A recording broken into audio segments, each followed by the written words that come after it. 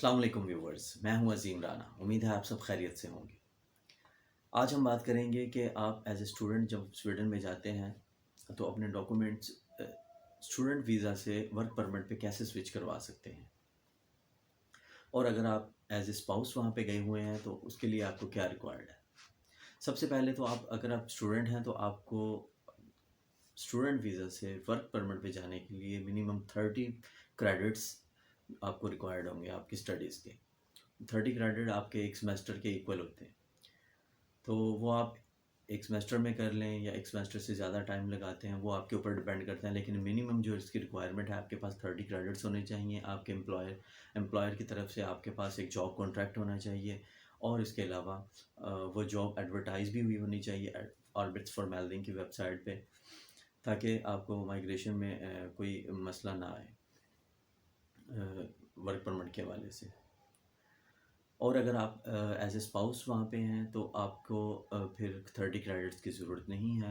आपको just job contract चाहिए, जिसमें ये आपका 75% का जॉब कॉन्ट्रैक्ट होना चाहिए, जिसकी रिक्वायरमेंट मिनिमम 13,500 क्रोनर है।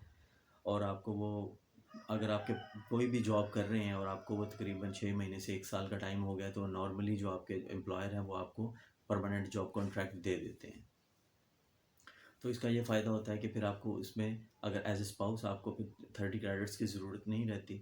आप अपनी बिहाफ पे, अपनी जॉब के बिहाफ पे अपने स्पाउस के डॉक्यूमेंट्स भी स्टूडेंट से वर्क परमिट पे स्विच करवा लेते हैं। तो फिर वो जो आहिस्ता आहिस्ता आपको एक पीआर की तरफ लीड करते हैं।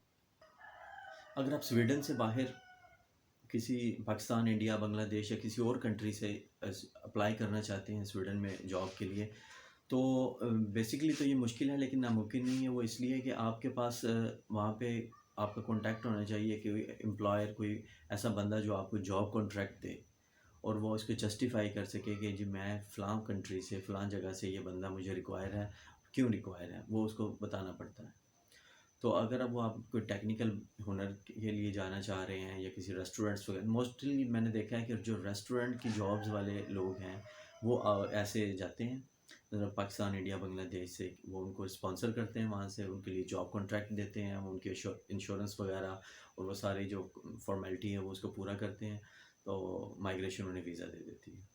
वो स्टार्ट में हो सकता है आपको 1 साल का मिले, या हो सकता है आपको 2 साल का भी मिल जाए। इस वो डिपेंड करता है आपके एम्प्लॉयर के ऊपर, वो किस तरह के डॉक्यूमेंट्स उन्हें प्रोवाइड करता है।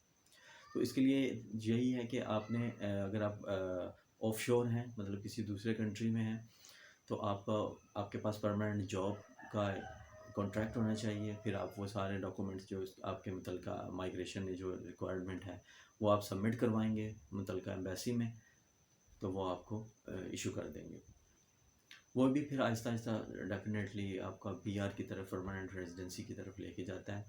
वो कैसे होती है आपकी परमानेंट रेजिडेंसी, और इसके लिए क्या रिक्वायर्ड है, कि क्या चीज़ है जो आपको एहतियात रखनी चाहिए उन 4 सालों, 5 सालों में, जो भी आपका वो ट्रांजिट पीरियड होता है।